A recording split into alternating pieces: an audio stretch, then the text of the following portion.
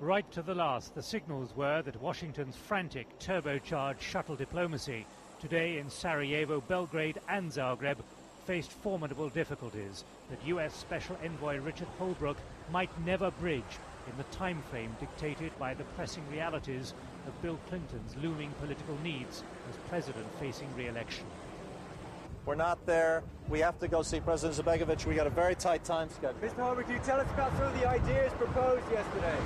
The proximity talks from October the 25th, somewhere quiet in America, will at least end Holbrooke's grueling personal rush from capital to capital, passing on negotiating positions, confidence building, and detailing who said what, like who didn't attend his meeting with Serb President Milosevic last night in Belgrade. He called them and ordered them to come to Belgrade, but we said, you meet with them, we won't. But on the confrontation lines of northern Bosnia, you find a war of gain and counter-offensive still at full intensity. Between the Bosnian Serbs and the Bosnian Croat Federation, there remains a strong taste for battle and revenge. To arrange what is virtually a ceasefire by appointment 5 days from now creates the risk of all sides fighting with maximum intensity for maximum advantage before the guns stop firing. These Bosnian Serbs are now buoyed up by the retaking of territory recently lost. The Bosnian government forces are equally optimistic, with new heavy weapons captured from the Serbs and major territorial gains. But analysts see signs that the Bosnians have overextended themselves, evidence recently that they've been seduced by a belief in their own invincibility.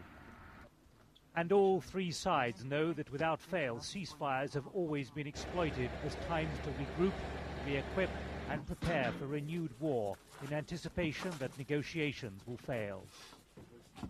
A natural pause in fighting seemed inevitable anyway. In the past month, the confrontation lines in northern Bosnia have moved significantly.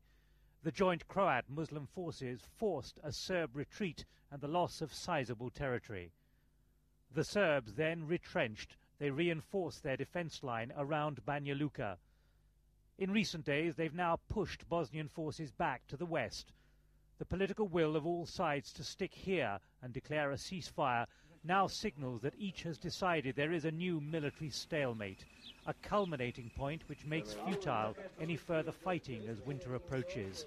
And Washington has secured detailed commitments to freeze the war.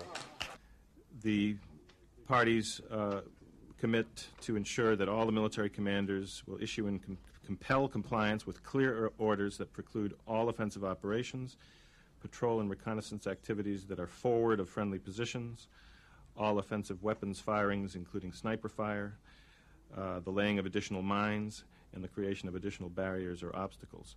This does not, therefore, require them to withdraw from existing positions, but it is meant to end all offensive action and lead to a stabilized situation on the ground. Arguably, the biggest commitment secured by America concerns Sarajevo, where in some ways, but far from all, a newly secure lifestyle has returned. Water supplies are already being reconnected piecemeal. The Bosnian Serbs have guaranteed to reconnect gas and power supplies that traditionally pass through Serb territory. For once, it is unlikely the Bosnian government will obstruct the reconnections as they've done in the past. New power for traffic lights sends a vital symbolic signal.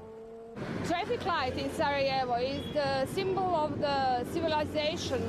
I'm very optimistic these days, and I suppose that finally some peace will come. I was a pessimist, but now in this time I'm a big optimist. And under important nudging from Russian envoy Ivanov, the Bosnian Serb leader Radovan Karadzic has also agreed on a new unobstructed lifeline for Bosnians from Sarajevo through Bosnian Serb territory to Gorazde, the last safe area in eastern Bosnia. But the skeptics don't believe all this will be enough for peace. I believe no peace. I don't believe what Mr. Clinton said. He lied. The determination of commanders like the paramilitary warlord Arkan to keep fighting may never be halted by a ceasefire. But as NATO defense ministers drew up details of the likely NATO peace enforcement operation, A sign of Western reassessment came with Britain's formal announcement that 3,000 members of the Rapid Reaction Force deployed to Croatia in August will be withdrawn to Britain.